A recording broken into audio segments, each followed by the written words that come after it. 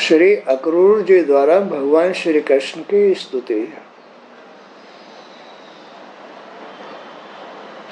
भगवान सबके आधार हैं, पूरे संसार का मूल है। ये सब भगवान का ही स्वरूप है, उनकी ही लीला है। उनके बगैर कुछ नहीं होता है, सब कुछ उनमें ही होता है। तो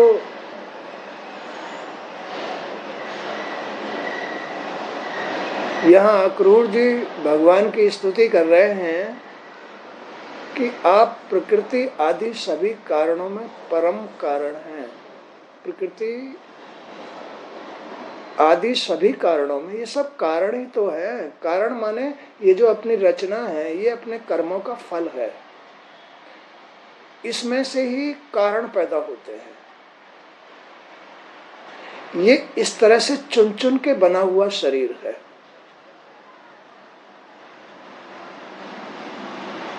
इससे बाहर किसी के साथ कुछ भी नहीं हो रहा है।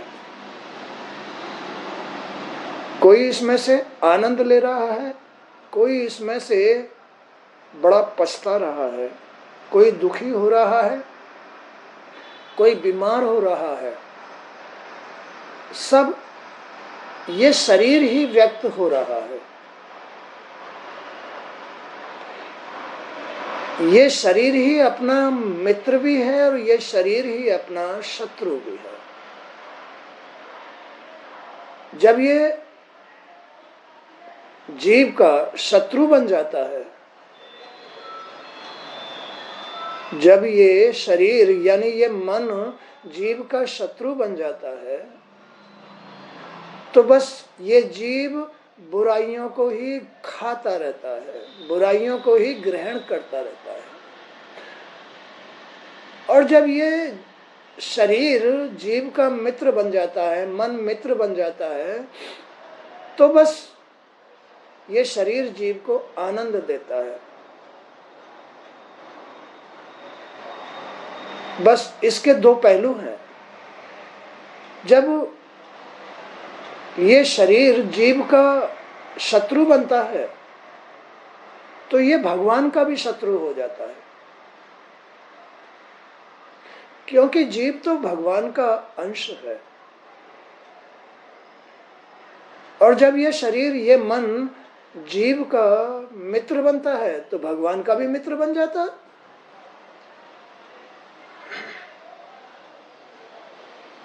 इसलिए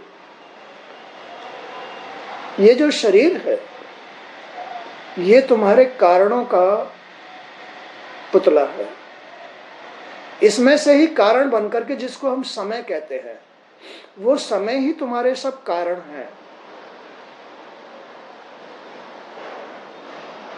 अब जिसका जो शरीर है, जितना अपने जीवन में अच्छाई के साथ जुड़ा हुआ है, भगवान उसको उतना ही अच्छा मानते हैं, उसको बड़ा अच्छा लगता है। वो मन जिसके कण कण में ईश्वर व्याप्त है, वो मन ईश्वर को अच्छा लगता है।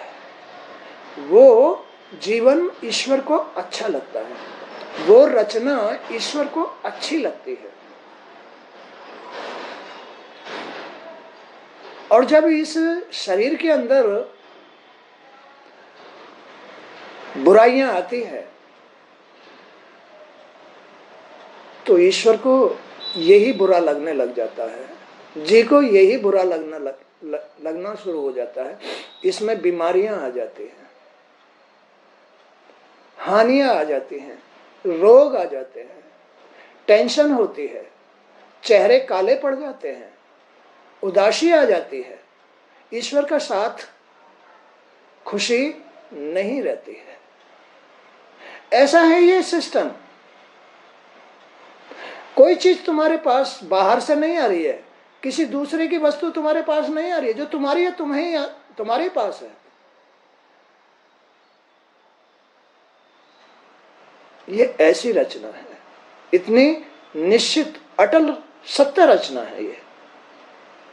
इसका निर्माण ईश्वर ने किया है, इस संसार का निर्माण ईश्वर ने किया है। ईश्वर इसका मूल है, ईश्वर इसका आधार है। इसलिए आदमी को अपना मन हमेशा सच्चाई से जोड़ के रखना चाहिए, जिससे भगवान प्रसन्न रहे। भगवान की प्रसन्नता ही तुम्हारी बुद्धि की शुद्धि है। तुम्हारे विचारों की शुद्धि ही भगवान की प्रसन्नता है। तुम्हारे मन की खुशी ही भगवान की प्रसन्नता है।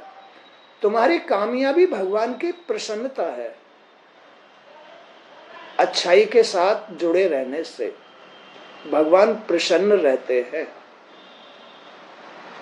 जितना अच्छाई के साथ जुड़ के रहोगे, जितना अपने हाथों से चाहे थोड़े हों लेकिन अच्छे कर्म करो, तो आगे का जो तुम्हारा निर्माण है, जो आगे तुम्हारे कारण बनने वाले हैं, जो कल आने वाला है, वो तुम्हारा सुंदर निकलेगा। अपने हाथ से अच्छे कर्म करो, किसी की मदद करो, किसी की सेवा करो, किसी पर परोपकार करो, कुछ ऐसा काम करो जिसमें संसार का, किसी के संसार का कल्याण हो, किसी के मन का कल्याण हो, किसी की आत्मा का कल्याण हो। ऐसा कर्म करो तो तुम्हारा कल अच्छा होगा, तुम्हारा भविष्य अच्छा होगा, तुम्हारा आगे आने वाला जो निर्माण है, शरीर है, वो अच्छा होगा। ऐसा खेल है ये। तो यहां अक्रूर जी कह रहे हैं कि आप प्रकृति आदि सभी कारणों में परम कारण हैं। ये जो प्रकृति है, अंतःकरण है, मन है, इससे भी परे है ईश्वर। इसका भी मूल है ईश्वर। ईश्वर के बगैर ये भी नहीं चल रहा है, उसके चलाए ही मन चल रहा है। माने कि ये जो शरीर है, जो मिट्टी का पुतला है, ये उनके चलाने से चल रहा है। जैसे कोई भी मशीनरी बगैर करंट के नहीं चलती है, ऐसे ही ईश्वर इस शरीर का करंट है। उसका जितना जितना इस शरीर के अंदर जितना उसका गुणगान करोगे, उतना ही तुम सुखी रहोगे। जैसे किसी मशीनरी का ओवरहालिंग करते रहने से वो मशीनरी ठीक हो जाती है। ओवरहालिंग करना करंट के लिए सुविधा हो जाएगी। अगर मशीनरी का तुम ओवरहालिंग करवाते रहोगे तो करंट उसको आसानी से चलाएगा। नहीं तो मशीनरी का अगर ओवरहालिंग नहीं करोगे तो करंट के लिए दिक्कत आएगी, यानी उस पर लोड पड़ेगा, तुम्हारा नुकसान होगा, बिल ज्यादा निकालेगा, हो सकता है मशीनरी खराब हो जाए। ऐसे ही वही सिस्टम ये है कि जितना तुम अपने मन में, अपनी मशीनरी में साफ सफाई रखोगे, उतना ही जो तुम्हारा ईश्वर है, जो तुम्हारा करंट है, जो तुम्हारा मूल है, जो इस शरीर को, मशीनरी को चला रहा है, वो तुम्हें सुख देगा, सरलता देगा। कोई तुम्हारे लिए मतलब जो है खतरा पैदा नहीं करेगा। नहीं तो उसका कुछ नहीं बिगड़ता है, उसका कुछ नहीं बिगड़ता है, तुम्हारा ही बिगड़ेगा, जीव का ही बिगड़ेगा, मशीनरी का ही बिगड़ जाएगा। ईश्वर का कुछ नहीं बिगड़ता है, करंट का कुछ नहीं बिगड़ता है। करंट तो जब तुम अपनी मशीनरी को ठीक कर लोगे फिर आ जाएगा वहां पर। तो ऐसा है ईश्वर। ईश्वर के बगैर तुम्हारा मन भी तैयार नहीं होता है। इसलिए ईश्वर को अपने पास रखने का एक ही साधन है, भगवान का गुणगान सुनो, भगवान का गुणगान करो। श्री राम राधे श्याम, इसका भजन करो। तो ईश्वर जो है तुम्हारे इस प्रकृति से बहुत परे है, इस प्रकृति का भी कारण है। आप ही अविनाशी समदर्शी सर्व आत्मा पुरुषोत्तम नारायण है प्रभु। आप ही, आपको ही तो नारायण कहते हैं। नारायण का अर्थ है नर माने जल, नार माने जल। ऐन माने शयन करने वाले, जल में शयन करने वाले। जल क्या है? तुम्हारा मन है। मन में शयन करने वाले नारायण कहलाते हैं। वो हो ऊर्जा, वो नारायण, वो सत्य है जिसने तुम्हारे इस शरीर का, इस रचना का निर्माण किया है। वही परमात्मा नारायण है। नारायण तुम्हारे मन में वास करने वाला, शयन करने वाला, विश्राम करने वाला है। वही तुम्हारे मन में शयन करता है।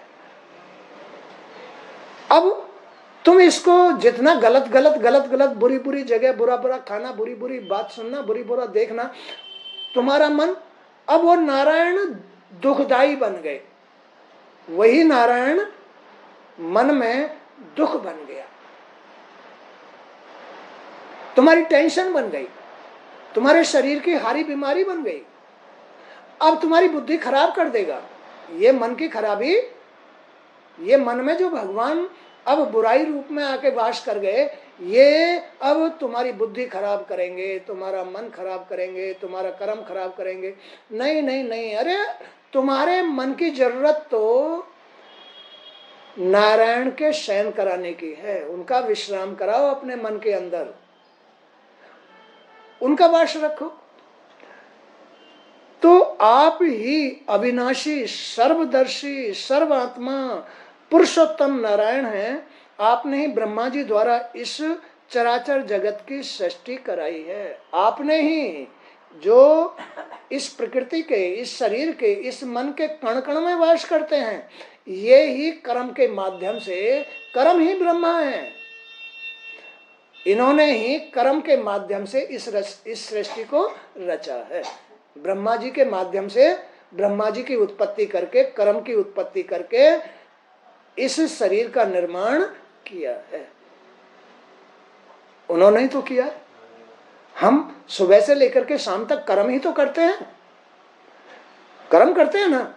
तो ये अगली सृष्टि का निर्माण कर रहे हैं, उसको रच रहे हैं। लेकिन हमें किस प्रकार का कर्म करना चाहिए जिससे कि हमारी सृष्टि में आगे आने वाले जन्म में दुख ना हो, और इस जन्म में भी हमारा मन खराब ना हो, भगवान हमसे नाराज ना हो, ऐसा हमें कर्म करना चाहिए। आपने ही ब्रह्मा जी द्वारा इस चराचर जगत की सृष्टि कराई है। आपने ही कराई है कर्म के माध्यम से, ब्रह्मा जी के माध्यम से। ब्रह्मा जी ने ही सबका लेख लिखा है। क्या लिखा है? सबका लेख लिखा है। जन्म का भी, मरण का भी, रोगी का भी, दोषी का भी, अच्छा और बुरा सारा भाग्य ब्रह्मा जी ही लिखते हैं। माने कि कर्म के माध्यम से ही उसका भाग्य बनता है। और इनके जो मूल हैं वो है नारायण। शरीर यानी प्रकृति, आंख, कान, नाक, ये ज्ञानेंद्रियां हैं, कर्मेंद्रियां, ये शरीर, यही तुम्हारा मन है। जैसा कर्म में आ रहा है, जैसा तुम्हारा चल रहा है, बेफिजूली तुम किसी के पास जाकर के बैठ रहे हो तो तुम्हारा कर्म बिगड़ रहा है, ये गलत कर्म है। तुम सुबह ही सुबह गलत चीज खाते हो, तुम सुबह ही सुबह लड़ाई झगड़ा करते हो, ये गलत बात है। तुम्हारा मन खराब होगा। अब नारायण नाराज हो जाएंगे, मन में खराबी आ जाएगी। मन ही देवता, मन ही ईश्वर, मन से बड़ा न कोई। अरे ये मन ही तो है, तुम्हारे जीवन का आधार है, यही तुम्हारा लेख लिख रहा है। यही, इस मन के साथ ही बुद्धि है, इस मन के साथ ही जी जुड़ा हुआ है। तो अपने जी को शुद्ध मन के साथ जोड़ करके शुद्ध शुद्ध कर्म करना चाहिए, जिसमें न राग हो, न द्वेष हो, न अहंकार हो, न मद हो, न कोई ऐसी बुराई हो। ऐसा मन बना के कर्म करना चाहिए। बोलो बात सही है? हाँ। पंचभूतों और समस्त इंद्रियों और मन के अधिष्ठाता आप ही हैं। ये जो पंचभूत माने शरीर है, ये जो ज्ञानेंद्रिय कर्मेंद्रिय है, यानी माने कि ये जो मन है, इसके निर्माता आप ही हैं। बताओ, फिर भी आदमी नहीं समझता कि हमारा, भाई सब जानता है आदमी जब टेंशन होती है तो मन खराब होता है। अरे तो तुम टेंशनों के पास जाते क्यों भाई? तुम टेंशनों को लेते क्यों हो? जब आदमी को ज्ञान नहीं होता, जब आदमी की आदत बुरी होती है, तभी वो टेंशन लेने के लिए जाता है, तभी वो टेंशन लेता है, तभी वो बुराइयों को अपनाता है, जब वो मूर्ख हो जाता है। तो उसे ज्ञानी समझना ही नहीं चाहिए। जो अपनी टेंशनों को बसा के रखे, जो अपने अंतःकरण में अपनी मशीनरी में खराबी बना के रखे, उसे ज्ञानी समझना ही नहीं चाहिए। उसकी बुद्धि शुद्धि नहीं है। जो बार बार खराबियों के पास जा रहा है वो उसकी बुद्धि शुद्ध नहीं होती है, उसका मन शुद्ध नहीं होता है। इसलिए उसका आगे जो निर्माण हो रहा है, भाग्य जो बन रहा है, जो कल बन रहा है या अगला जन्म बन रहा है, वो गलत बन रहा है, खराब बन रहा है। वही इस मन के निर्माता हैं, वही इन पंचभूतों के भी निर्माता हैं, वही इन ज्ञानेंद्रिय कर्मेंद्रियों के भी चलाने वाले मूल हैं। उनका ही ये कारण है। जो समय बन करके प्रकट हो रहा है वही तो समय बन करके प्रकट होते हैं, वही तो कारण है और वही भोगता है, वही तो भोगता है। अंदर अंदर माने जीव, जीव भोग रहा है, और बाहर क्या है? भोग माने समय, माने कारण। बस इतना सा खेल है। इसको संभाल के रखो, समय को संभाल के रखो। अगर तुम्हें समय संभालना है तो अपने मन को संभाल के रखो।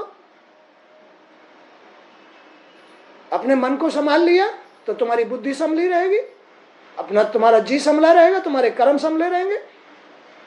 भगवान को प्रसन्न रखो तो सब कुछ संभल जाएगा। एक साधे सब सधे, एक साधे सब सधे। एक साधे माने एक ईश्वर को अपने मन में साध लो तो सब कुछ सज जाएगा। एक साधे सब सधे, सब साधे सब सज जाए, सब कुछ सज जाता है। क्या हो जाता है? सब सज जाता है। एक साधे, एक ईश्वर को साधने से सब सज जाता है। ज्ञानेंद्रिय भी सज जाती है, मन भी, शरीर भी, पंचभूत भी सज जाते हैं, और कर्मेंद्रिय भी सज जाती है, जीव भी सज जाता है, बुद्धि भी सज जाती है। सारी मशीनरी कंप्लीट हो जाती है एक के साधने से। अपने मन में एक ईश्वर को साध के रखो, सब कुछ सज जाएगा। एक साधे सब सधे, सब साधे सब सध जाए, पूरा जीवन सध जाता है। बोलो बात सही है? एक साधे सब सधे, एक ईश्वर को साध लो, बस एक सच्चाई को साध लो तो सब सध जाएगा, और सबके साधने से सब कुछ सध जाएगा। ऐसा है ये खेल। तो आपने ही ब्रह्मा जी द्वारा इस चराचर जगत की सृष्टि कराई है। पंचभूतों और समस्त इंद्रियों और मन के अधिष्ठाता आप ही हैं। जड़ चेतन समस्त ब्रह्मांड के स्वामी आप ही हैं। जड़, जड़ माने, जड़ माने ये शरीर, जड़ चेतन। अभी बताया कि ईश्वर तुम्हारे मन के स्वामी हैं, मन के मूल हैं, मन के निर्माता हैं। उनसे ही तुम्हारा मन बन रहा है, उनसे ही तुम्हारा शरीर, पंचभूत, ज्ञानेंद्रिय, कर्मेंद्रिय चल रही हैं। तो फिर वो ही इस जड़ के स्वामी हैं। जड़ चेतन समस्त ब्रह्मांड के स्वामी आप ही हैं। केवल एक ईश्वर ही जो इस शरीर को, इस ब्रह्मांड को चला रहे हैं, जो जड़ को और चेतन को चला रहे हैं। चेतन माने जीव, आत्मा, यही चेतना है। जीव और जड़ ये शरीर, ये जड़ और शरीर, ये जड़ और चेतन, यही पूर्ण ब्रह्मांड है। इसको चलाने वाले ईश्वर हैं, जिनका हम रोज गुणगान करते हैं। क्या करते हैं हम गुणगान करके? मन को शुद्ध करते हैं, अपने ईश्वर को खुश करते हैं, मन में खुशी लेके आते हैं। मन में खुशी ही ईश्वर का प्रवेश है। मन की खुशी ही ईश्वर का प्रवेश है। प्रवेश कर गया ईश्वर। जब जब तुम ये सच्चाई की शरण लोगे, जब जब तुम ये सत्संग, ये भगवान का गुणगान सुनोगे, तुम्हारा मन शुद्ध होगा, तुम्हारी भूल खत्म होगी। अरे भाई, हम तो गलती कर रहे थे, हम तो इस गलती में फंसे हुए थे, हमें गलती से निकल जाना चाहिए। हो गया मन शुद्ध। तो ये मन रोज शुद्ध करने वाली चीज है, एक दिन नहीं, रोज शुद्ध करने वाली चीज है। अगर तुमने एक दिन भी इस मन को साफ नहीं किया तो एक दिन की गंदगी तुम्हें न जाने कै दिन सताएगी।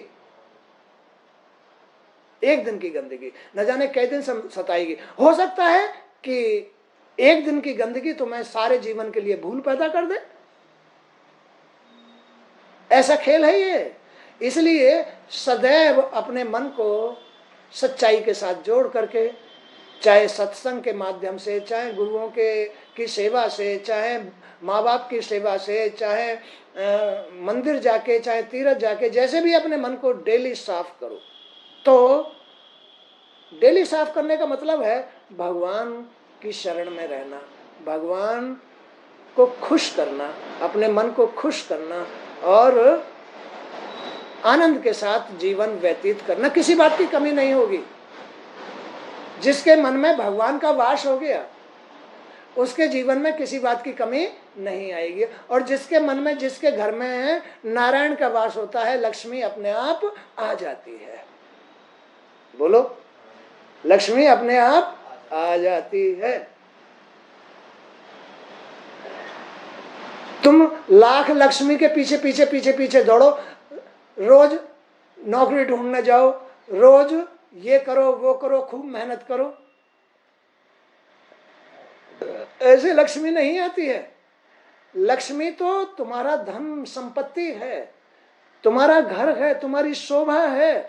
अगर वो है तो तुम्हें हर जगह लक्ष्मी मिलेगी, धन मिलेगा। और अगर तुम्हारे मन में, तुम्हारे घर में लक्ष्मी नारायण नहीं है तो तुम खूब पैर तोड़े जाओ, जूती चप्पल तोड़े जाओ और बस पराधीन जीवन व्यतीत करते रहो, पराधीन जीवन व्यतीत करते रहो। कोई फायदा नहीं है जीवन जीने का। ये जीवन व्यर्थ जीवन होता है, ये सांसारिक जीवन होता है। जिसके संसार में जियो लेकिन सच्चे मन के साथ जियो, खुशी के साथ जियो। खुशी को लाने के लिए, सच्चाई को लाने के लिए भगवान की शरण लो। भगवान की शरण का अर्थ है रोज अपने मन को साफ करो, गुणगान सुनो, भागवत सुनो, तब जाकर के तुम्हारे घर में लक्ष्मी नारायण का अपने आप वास हो जाएगा। तुम्हारे सारे जितने भी गंदे विचार हैं सब छट जाएंगे, सारे पाप छट जाएंगे। ये गंदे विचार ही तुम्हारे जी में पाप हैं, गंदे विचार ही तुम्हारे जी में पाप हैं। यही अधर्मी जी कहलाता है। पाप के साथ जो जी होता है अधर्मी कहलाता है। जो अधर्मी जी कुकर्म करता है उसका मन गंदा होता है। नारायण फिर भी उसके साथ हैं, लेकिन वो उसका रहन सहन, खान पीन, संगति जैसी है ना, नारायण उसको अपना वैसा ही साथ देते हैं, उसका मन वैसा ही बना के रखते हैं। और उस मन के अनुसार ही काल केतु के साथ तो दरिद्रता, काल मन में, काल के अनुसार, काल केतु के अनुसार, काल केतु राक्षस है। खराबी काल केतु में बदल जाती है। किस में बदल जाती है? काल केतु। मन काल केतु बन जाता है, मन काल केतु बन जाता है। उसके साथ कौन होती है? दरिद्रता। काल केतु के साथ अलक्ष्मी, अलक्ष्मी क्या होती है? अलक्ष्मी, दरिद्रता होती है काल केतु के साथ। और नारायण के साथ लक्ष्मी होती है। तो ये तुम्हारे मन के ऊपर है। अगर तुम रोज अपने मन को साफ करते हो, अगर तुम रोज मन रूपी वस्त्र को रोज धोते हो तो साफ मन रहेगा, मन साफ रहेगा और तुम्हारे साफ मन में लक्ष्मी नारायण का वास बना रहेगा। हे प्रभु, आपकी माया से युक्त यह प्रकृति तीनों गुणों से व्याप्त होने के उपरांत भी आप में लिप्त नहीं होती है। मशीनरी कोई भी हो, कोई भी मोटर हो, कोई भी उपकरण हो, वो सब मायावी होता है, मायावी होता है? लेकिन भगवान करंट उसे चला तो देगा, लेकिन वो मायावी पार्ट नहीं बनता है, वो वस्तु नहीं बनता, वो करंट का करंट ही रहेगा। वो मशीन को चलाने के काम आ रहा है, वो मशीन ही चलेगी, करंट नहीं चलेगा। मोटर चलेगी, वो मोटर नहीं बनेगा। इस तरह से ही जो ईश्वर है वो इन मायावी प्रकृति में लिप्त नहीं होता है, वो अपनी जगह सत्य ही रहता है। तुम्हारे मन को काल केतु जरूर बना देगा, लेकिन भगवान पर, जो तुम्हारे शरीर के कण कण में ईश्वर व्याप्त है, उस पर इस काल केतु का कोई असर नहीं पड़ेगा। जबकि ये दुष्ट है, काल केतु दुष्ट है, इसके साथ अलक्ष्मी है, अलक्ष्मी है, और ये इस अलक्ष्मी को किसी ने भी नहीं कबूला, कोई भी नहीं कबूलता इसे। किसको? अलक्ष्मी को कोई भी नहीं कबूलता है। ये काल केतु भी नहीं कबूल रहा था, काल केतु भी नहीं कबूल रहा था। अलक्ष्मी को कौन कबूलेगा? दरिद्रता को कौन कबूलेगा? कोई नहीं कबूलता। लेकिन काल केतु फंस गया। कैसे फंस गया? बस उसका तो स्वभाव ही है सृष्टि को नष्ट करना। क्या है काल केतु का स्वभाव? सृष्टि को नष्ट करना। ये भगवान सत्यनारायण की लीला है, छल है। राक्षसों को भगवान कैसे मारता है? छल से मारता है। भगवान राक्षसों को कैसे मारता है? छल से मारता है। युद्ध के द्वारा भी मारता है, उनके समान कोई बलवान भी नहीं है। लेकिन काल केतु की शक्ति को छीन करके और अलक्ष्मी को उसके साथ जोड़ दिया। काल केतु के साथ। तो ये जो अलक्ष्मी है, ये काल केतु की पत्नी है, काल केतु की पत्नी है, और लक्ष्मी नारायण की पत्नी है। तो जहां नारायण होते हैं, शुद्ध मन होता है, वहां तो लक्ष्मी का ही वासा होता है, माता रानी का वासा होता है। और जहां काल केतु का वास होता है, वहां दरिद्रता का वास होता है। और जहां दरिद्रता होती है, वहां के सुख साधन संपत्ति सब नष्ट हो जाते हैं, अपने आप ही हो जाते हैं। और जहां सत्यनारायण के साथ लक्ष्मी होती है, वहां अगर कुछ भी नहीं है तो भी संसाधन बन जाते हैं। घर भी, साधन भी, धन भी, संपत्ति भी, सब अपने आप जुटने शुरू हो जाती है। ये लक्ष्मी और अलक्ष्मी का प्रभाव है मन के अंदर। अरे तुम कहीं से कमा के नहीं ला रहे हो, तुम्हारी कमाई तुम्हारे मन के अंदर है। अगर तुम अपने मन से सबका भला चाहोगे तो तुम्हारा भला होगा। अगर तुम अपने मन से बिल्कुल स्वस्थ रहोगे, अपने मन से खुश रहोगे, तो तुम्हारा भला होगा। अन्यथा तुम्हारा भला कोई भी करने वाला नहीं है। किसी की वस्तु को देख करके ललचाना नहीं चाहिए। देख पराई चुपड़ी मत ललचावे जीव, देख पराई चुपड़ी, माने कि किसी की धन संपत्ति को देख करके मन को नहीं ललचाना चाहिए। ये लालच बहुत बुरी बला है, ये लोभ सबसे बुरा है, लालच बड़ी बुरी बला है। इन बुराइयों से बच के रहना चाहिए। तुम देख लो, जब भी तुम्हारे मन में बुराई आएगी, काल केतु आएगा, दरिद्रता आएगी, लक्ष्मी नहीं आएगी। जब भी तुम्हारे मन में बुराई आएगी, लक्ष्मी नहीं आएगी।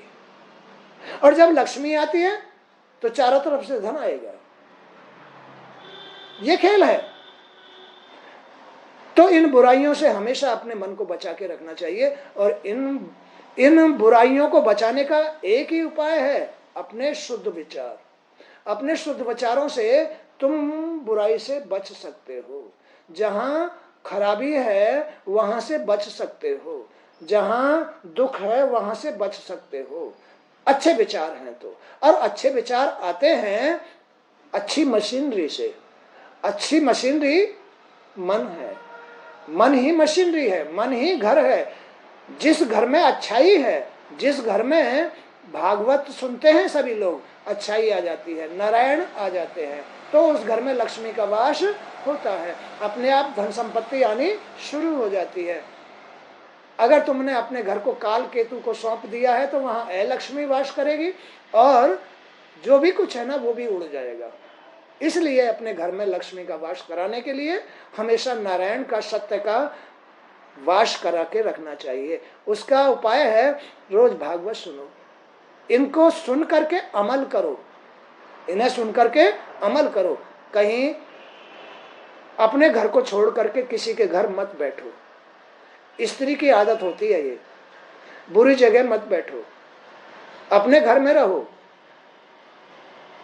अपने घर में भगवान का अगर काम है तो काम करो, नहीं तो अपने राम का नाम लो, राम का नाम लो। राम बहुत बड़ी सुविधा है, नारायण बहुत बड़ी सुविधा है।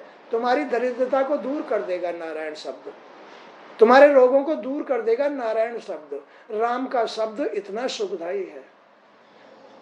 जाहि विद राखे राम ताहि विद रहिए। अगर तुम अपने मन में राम का नाम भजते रहोगे, तुम्हारा मन शुद्ध रहेगा, तुम्हारा मन राम में रमा रहेगा, तो तुम्हारे विचार खराब नहीं होंगे। भगवान राम का नाम संभाल लेगा तुम्हारे विचारों को।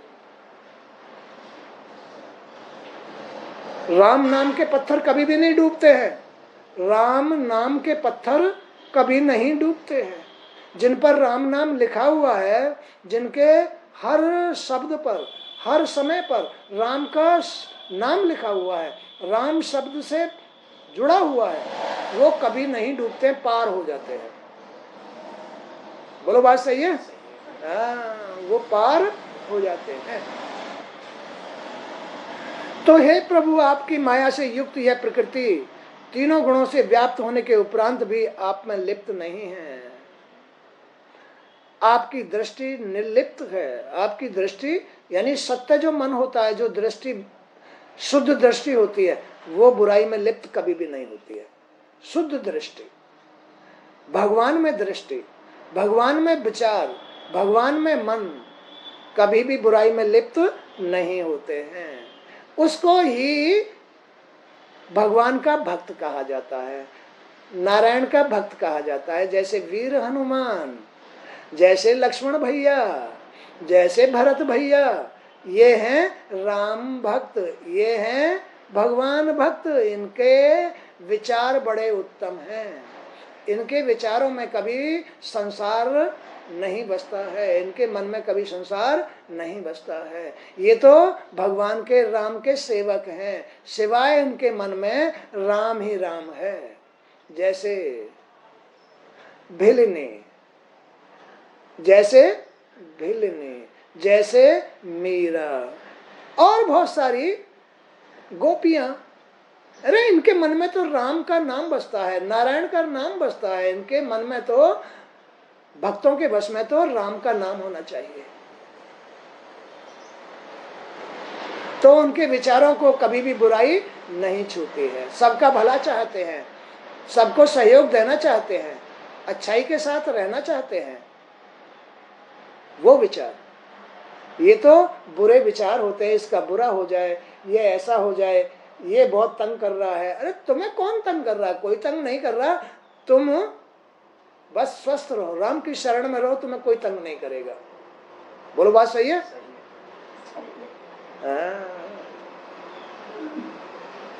तो आप समस्त जीवों में रहते हुए भी सर्वथा अलग रहते हैं प्रभु, है ना भाई? ये जीव भी उनकी उत्पत्ति है, ये प्रकृति भी उनकी उत्पत्ति है, सारा निर्माण तो उन्हीं का है और इसके मूल भी वही है। तो इस सारी प्रकृति को, मशीनरी को चलाते हुए भी वो इस प्रकृति में लिप्त नहीं है, अलग हैं, बिल्कुल बिल्कुल अलग है, इसी के अंदर हैं। बड़े खुश हो रहे हैं, वो मुस्कुरा रहे हैं, गुणगान, मेरा गुणगान हो रहा है, मेरा गुणगान हो रहा है। जहां उनका गुणगान होता है बुराई प्रवेश नहीं करती। वहां वीर हनुमान गेट पर गदा लेके खड़े हो जाते हैं। कौन? वीर हनुमान गदा लेकर के खड़े हो जाते, तुरंत आ जाते हैं जब भगवान का गुणगान होता है। भगवान ऐसे हैं। इस सृष्टि के जो रक्षक हैं, इस प्रकृति के जो रक्षक हैं, वो भैरव है। प्रकृति के रक्षक तो भैरव है और नारायण के रक्षक हनुमान है, राम के रक्षक हनुमान है और माता के रक्षक भैरव हैं। दोनों शिव के अवतार हैं, रुद्र अवतार हैं। हनुमान ही भैरव है और भैरव ही हनुमान है, दोनों एक के ही अवतार हैं जो लक्ष्मी नारायण की रक्षा करते हैं। बुराइयों से दूर बैकुंठ पर वही खड़े रहते रहे, दरवाजे पर वही खड़े रहते हैं। देखे भला कौन आ जाएगा ससुरा है, वो किसी को भी अंदर नहीं घुसने देते हैं। भक्तों के दरवाजे पर वीर हनुमान भैरव जी पहरा देते हैं। भक्तों के दरवाजे पर वीर हनुमान और भैरव जी पहरा देते हैं। वो बुराई को अंदर नहीं घुसने देते हैं, गेट पर ही खड़े रहते हैं। इसलिए अपने गेट पर धूप बत्ती जरूर लगानी चाहिए। किसके नाम की? भैरव जी के नाम की, हनुमान जी के नाम की अपने गेट पर धूप बत्ती अवश्य लगानी चाहिए। भाई उनकी भी तो सेवा करो, वो तुम्हारी इतनी मदद कर रहे हैं, तुम्हारे मन में, तुम्हारे घर में, तुम में बुराई, तुम्हारी रक्षा कर रहे हैं, वो तुम्हारी मदद कर रहे हैं, वो तुम्हें बुराइयों से बचा रहे हैं, तो उनकी भी तो थोड़ा बहुत सुगंधी कर दो, उनका भी नाम ले लो।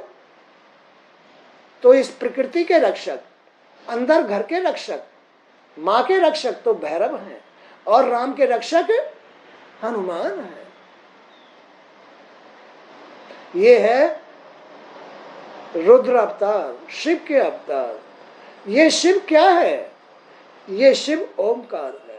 ये ओमकार ही परमात्मा शिव शंकर भोलेनाथ, हर हर महादेव, हर हर महादेव। महादेव के भी मूल हरि हैं, हर हैं, हरि हराय, हरि हराय। बोलते नहीं है लोग, बाग कांवर लेने जाते हैं, हर हर महादेव, हर हर। हर कौन है? नारायण। बगैर हर बोले भोलेनाथ प्रसन्न नहीं होते हैं। हर हर महादेव। पहले हरि का नाम लो, पहले राम का नाम लो, पहले राम का नाम लेना चाहिए, तब भोलेनाथ प्रसन्न होंगे। भोलेनाथ उनके सेवक हैं, उनकी ही उत्पत्ति है, हरि की उत्पत्ति है। ब्रह्मा भी उन्हीं की उत्पत्ति है और महादेव भी उनकी उत्पत्ति है। तो जो हरि को पहले बोलते हैं, जो हरि का नाम पहले लेते हैं, ब्रह्मा और शंकर उन्हीं पर प्रसन्न होते हैं। हर हर महादेव, हरि हराय है। बोलो बात सही है? तो आप समस्त जीवों में रहते हुए भी सर्वथा अलग हैं। अग्नि आपका मुख है, पृथ्वी चरण है, सूर्य और चंद्रमा आपकी आंखें हैं, आकाश नाभि है, दिशाएं कान हैं, स्वर्ग सिर है, देवता आपकी भुजाएं हैं, समुद्र कोख हैं, वायु प्राण शक्ति है, वृक्ष और औषधियां आपके रोम हैं। अरे ये सारा संसार उनमें ही तो निर्मित है। चाहे वृक्ष है, चाहे घास फूस है, ये सब औषधियां हैं। चाहे कहीं से फल फ्रूट लेके आ रहे हो, चाहे फूलों के बगीचे में जा रहे हो, ये सब उनकी ही कृतियां हैं, सब उन्हीं के द्वारा ये निर्मित हुआ है। सबके मूल वही प्रभु है। चाहे कोई शेर है, चाहे कोई चींटी है, चाहे कोई हाथी है, चाहे कोई है, सब उनका ही निर्माण है। सबका निर्माण श्री हरि कर रहे हैं। तो श्री हरि लक्ष्मी नारायण वही पार ब्रह्म परमेश्वर जो सत्य हैं, तुम्हारे शरीर के कण कण में वास कर रहे हैं, वही सबके मूल हैं। तुम्हारी सृष्टि के ब्रह्मांड के मूल वही हैं। तुम भी उनके ही अंश हो। तुम्हारी ज्ञानेन्द्रिय, कर्मेंद्रिय, तुम्हारे पंचभूत, तुम्हारे कर्म, सब कुछ वही करा रहे हैं। तो उनका एहसान मानो। अरे अपने मन में, अपने घर में उनको ही बसा के रखो। लेकिन आज का जमाना कैसा आ गया है, हैं? कैसा आ गया है? अपने बड़े को बड़ा दुख देते हैं। आज का जमाना ऐसा आ गया। अपना बड़ा ही तो भगवान है। अपना बड़ा कौन है? भगवान। भगवान मान करके उसकी सेवा करो, पूजा करो। भगवान मान के उसकी सेवा करो, पूजा करो, तो तुम्हारा कल्याण होगा।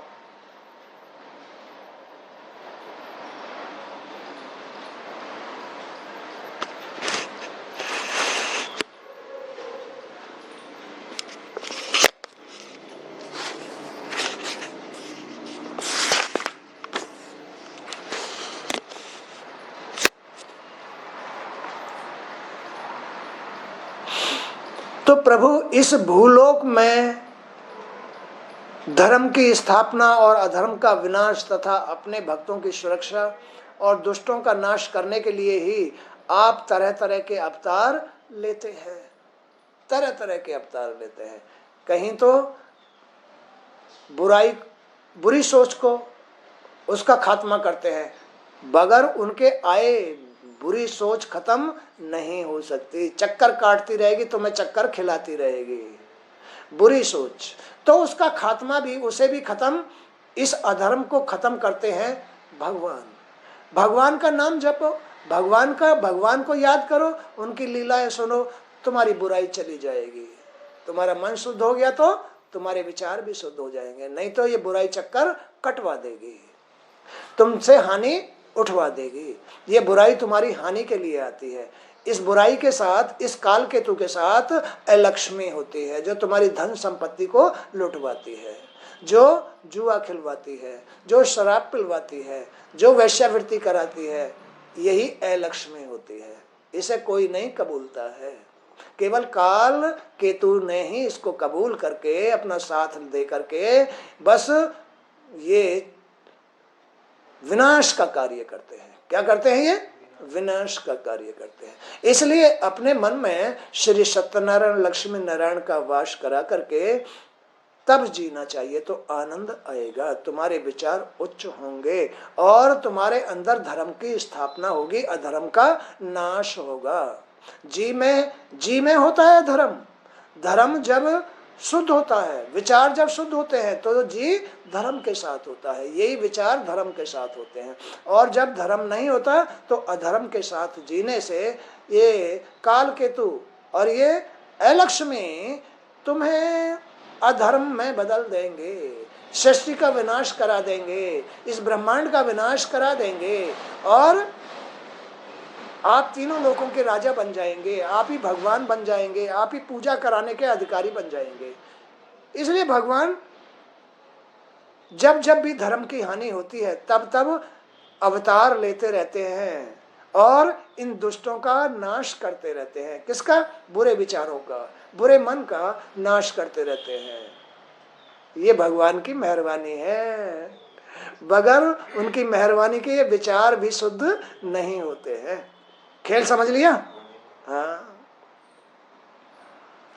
तो इस भूलोक में धर्म की स्थापना और अधर्म का विनाश तथा अपने भक्तों की सुरक्षा और दुष्टों का नाश करने के लिए ही आप तरह तरह के अवतार लेते हैं। आप धरती पर जो जो लीलाएं करते हैं सभी लोग उनका श्रवण और कथन करके आनंद लेते हैं। देख लो, भगवान की ये सब लीलाएं तो हैं। अब ये हम आपस में बैठ के क्या कर रहे हैं? भगवान की लीलाओं का गुणगान कर रहे हैं, तो आनंद ले रहे हैं, आनंद ले रहे हैं। जी में भी आनंद, मन में भी आनंद, और बड़ा अच्छा लग रहा है। भगवान हनुमान गेट पे खड़े हैं, श्री राम गद्दी पे बैठ गए और उनकी कथा हो रही है। व्यास जी कथा बाँच रहे हैं, भगवान का गुणगान कर रहे हैं। तो यही बात कही जा रही है कि इस भूलोक में धर्म की स्थापना और अधर्म का विनाश तथा अपने भक्तों की सुरक्षा, दुष्टों का नाश करने के लिए ही आप तरह तरह के अवतार लेते हैं, तरह तरह के विचार मन बनाते हैं दुष्टों का नाश करने के लिए। आप धरती पर जो जो लीलाएं करते हैं सभी लोग उनका श्रवण और कथन करके आनंद प्राप्त करते हैं और उनका बार बार यशोगान भी करते हैं, बार बार दूसरों को भी बताते हैं, सुनाते हैं। अरे भाई ऐसे नहीं, ऐसे चलो, अरे भाई ऐसा मत करो, अरे बुरी जगह मत बैठो, अरे बुरा मत खाओ। उनका यशोगान भी करते हैं, दूसरों को सुनाते हैं, यानी भैया सुधर के चलो, सही रास्ते से चलो भाई, अपने बड़ों का कहना मानो, अपने बड़ों का आदर करो, बड़े ही योग्य हैं, बड़े ही सेवा के योग्य हैं, बड़े की सेवा से ही भगवान प्रसन्न होता है, छोटे की सेवा से नहीं होता। बताओ कोई छोटे की सेवा करता है क्या? बड़े की सेवा करते हैं सब, छोटे बड़े की सेवा करते हैं, तो बड़े की सेवा से ही भगवान प्रसन्न होते हैं, छोटे की सेवा से कभी भी कोई प्रसन्न नहीं होता है। छोटे की सेवा से तो बुराई प्रसन्न होती है, काल केतु और अलक्ष्मी प्रसन्न होती है छोटे की। काल केतु और अलक्ष्मी कौन है? लक्ष्मी तो, अलक्ष्मी तो लक्ष्मी की बहन है, और काल केतु नारायण का वरदानी है, नारायण का वरदान। तो ये छोटे हैं, ये छोटे हैं, इसलिए छोटों का गुणगान तो कौन करते हैं? दुष्ट लोग, राक्षस लोग, दुर्बुद्धि लोग, अशांत लोग काल केतु और अलक्ष्मी का गुणगान करते हैं, उनका ही साथ लेके रहते हैं राक्षस। लेकिन भगवान इन्हें कहाँ ठहरने देते हैं? सृष्टि तो उनकी रची हुई है, सृष्टि तो उनमें रची हुई है, और वो धर्म भी उनका ही रूप है, वो धर्म का नाश नहीं होने देते, अधर्म का नाश करते, तुरंत दौड़ के आते, अवतार लेते हैं उसके अंदर और विचार चेंज कर देते हैं। बोलो बात सही है? हैं, वो तुरंत आते हैं और विचार चेंज कर देते हैं, अधर्म को दूर मार पीट के भगा देते हैं। ऐसे हैं सत्यनारायण। तो देखो उनकी लीलाएं हैं, ये समझने की बात है, समझ लो। कभी भी अपने भगवान को मत विसरो, वही संभाल के रखते हैं सबके मन को, सबके घर को, सबके कर्म को, सबके भाग्य को, वही संभाल के रखते हैं, वही मूल है, वही अंतर्यामी, वही धर्म का रूप, वही तुम्हारा रूप, और वही पंचभूत प्रकृति और सब कुछ वही है, और वही इसके सबके मूल है। इनका साथ लेके चलना चाहिए, तब जीवन जीने में आनंद आता है, अन्यथा कभी नहीं आएगा। बोलो बात सही है? तो आज का सत्संग भी यहीं तक। जय श्री कृष्ण।